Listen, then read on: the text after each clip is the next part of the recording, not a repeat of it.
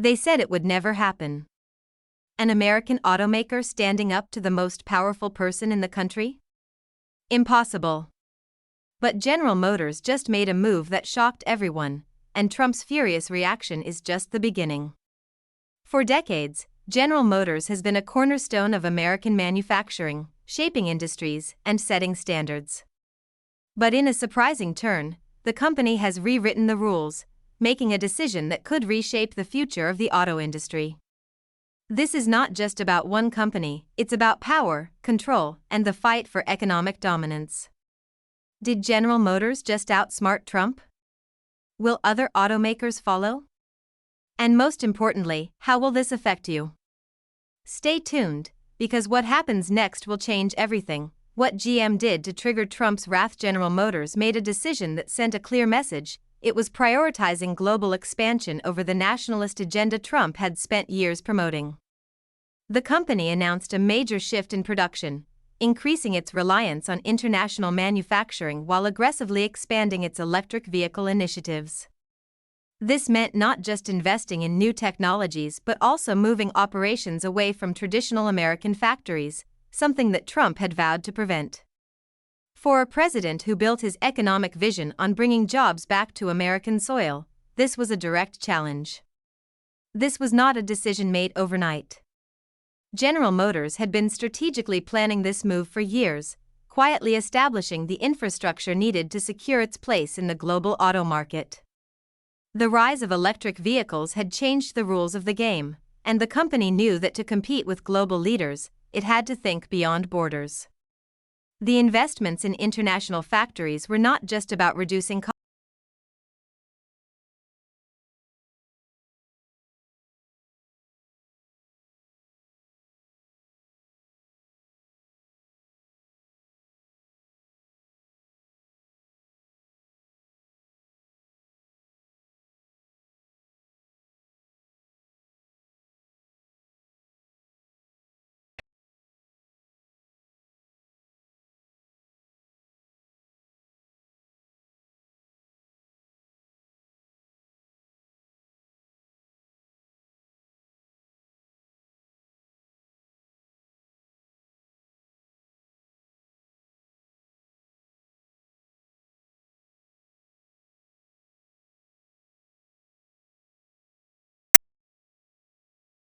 Within hours of General Motors' announcement, he launched a series of public statements, interviews, and social media posts condemning the company.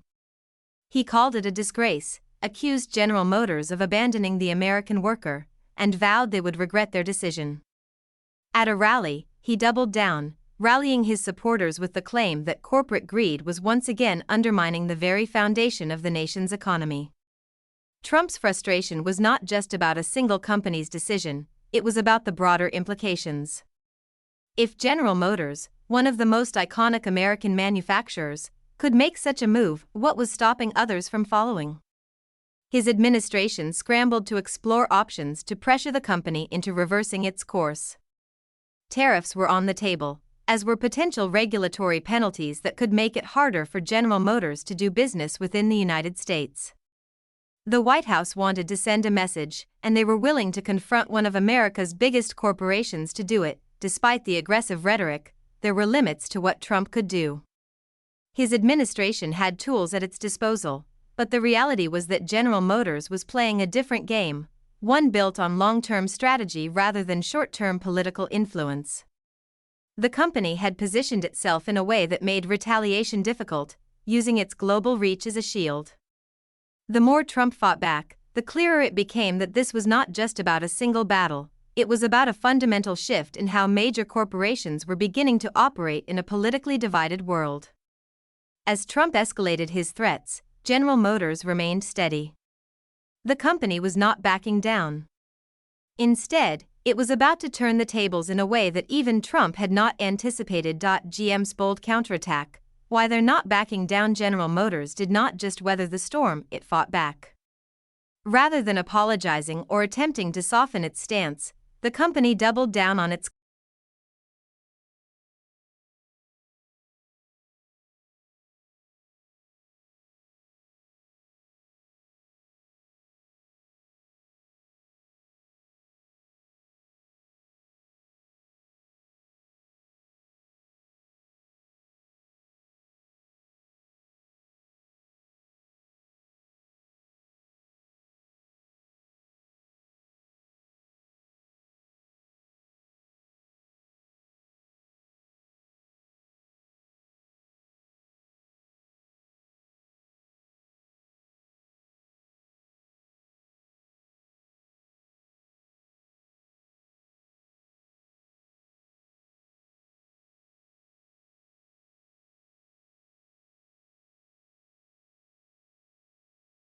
remained loyal to his message, many industry experts and economic analysts sided with General Motors, seeing the move as a forward-thinking decision that would secure the company's place in the global economy.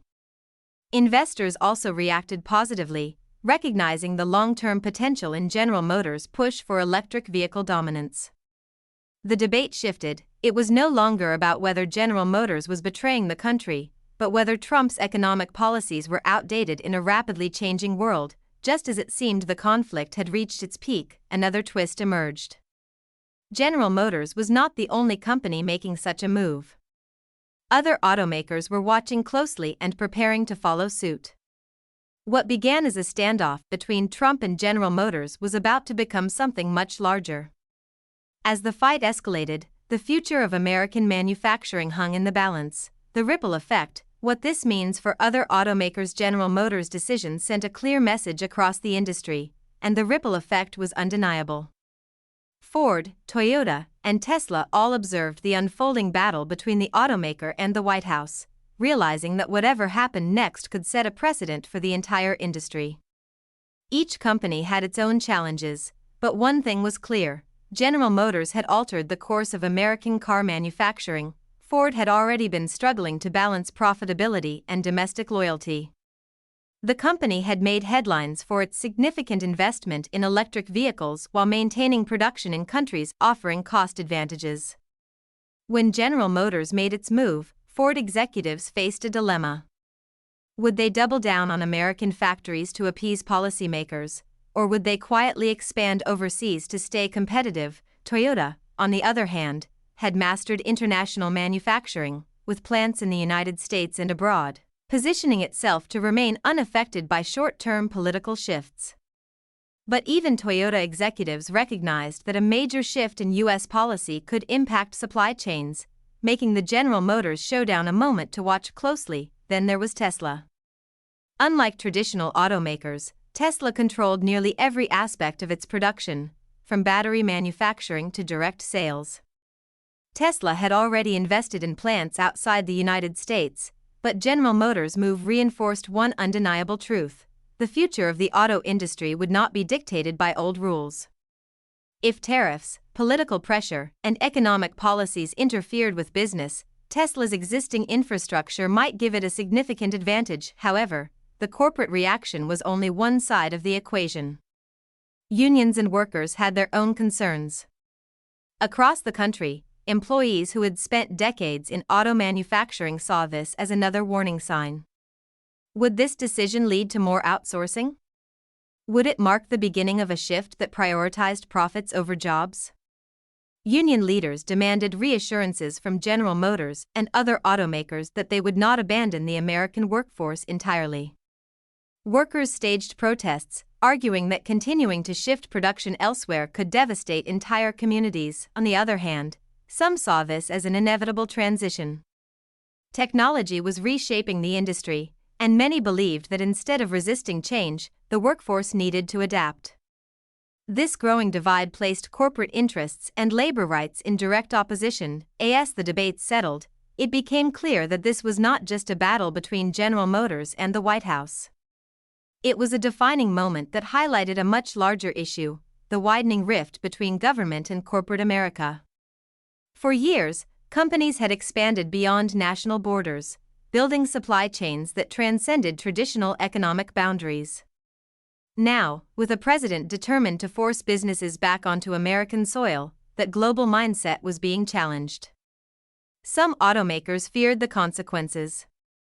Standing against political pressure could result in consequences they were unprepared for, while others saw this as an opportunity to reshape policies in their favor.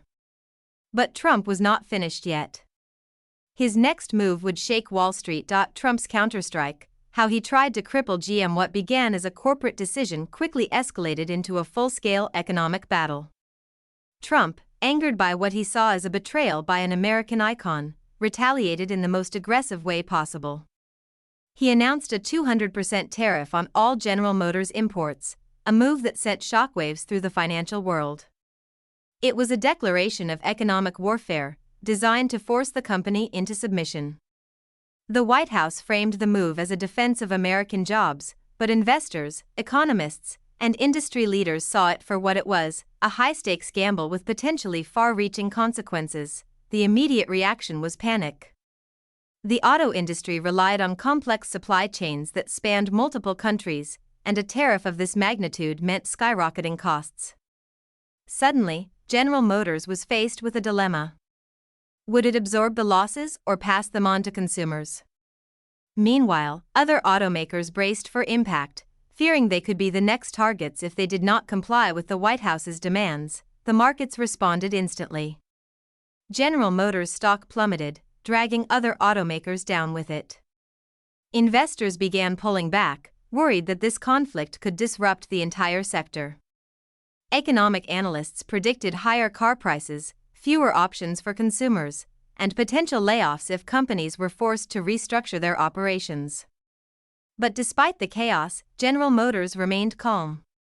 Behind closed doors, the company's executives had already prepared for this possibility. They knew that a conflict with the White House carried risks, and they had been quietly working on a plan to neutralize Trump's retaliation. It was a calculated move that ensured they would not only survive the storm but emerge stronger than ever. As the dust settled, the auto industry realized something remarkable. General Motors was not backing down, and they had a strategy that could shift the balance of power in their favor. GM's secret weapon, how they outsmarted Trump. What Trump had not anticipated was just how prepared General Motors had been for this exact scenario. Before the White House even issued its tariff threats, the company had already repositioned key aspects of its supply chain, making it nearly impossible for the administration to inflict serious damage. General Motors had strategically spread its operations across different regions, ensuring that no single country could cripple its ability to manufacture and sell vehicles. By diversifying production, the company had effectively made itself immune to any single economic policy change. Trump's tariffs might hurt, but they would not be enough to bring General Motors to its knees. Beyond manufacturing, General Motors had another powerful advantage: its relationships with international governments and trade organizations. While Trump was attempting to pressure the company into submission, General Motors was strengthening its alliances with foreign markets that could offset any losses from American tariffs. The company's global reach meant that even if one region became hostile, there were other markets ready to pick up the slack. General Motors had positioned itself as more than just an American company. It had become a global powerhouse that no single administration could control. There was also the issue of consumer demand. While Trump was pushing for a return to traditional manufacturing, General Motors was betting on the future. The company had made massive investments in electric vehicles, securing supply chains that prioritized long-term sustainability. This meant that while Trump's policies were focused on immediate economic battles, General Motors was looking years ahead. The automaker was not just fighting to survive in the moment, it was preparing to dominate the industry in the future. With the automaker proving resilient, attention began shifting elsewhere. Investors were now asking the most important question of all: if General Motors was weathering the storm, where should they place their bets? The fight between Trump and General Motors had quickly become a financial battleground, and Wall Street was taking sides: Trump versus corporate America. This fight is bigger than just General Motors. It would be a mistake to think that this battle between General Motors and Donald Trump is an isolated case. In reality, it is just the latest round in a war that has been brewing for years. Before General Motors, other corporations found themselves in the crosshairs of a president who built his political brand on challenging big business.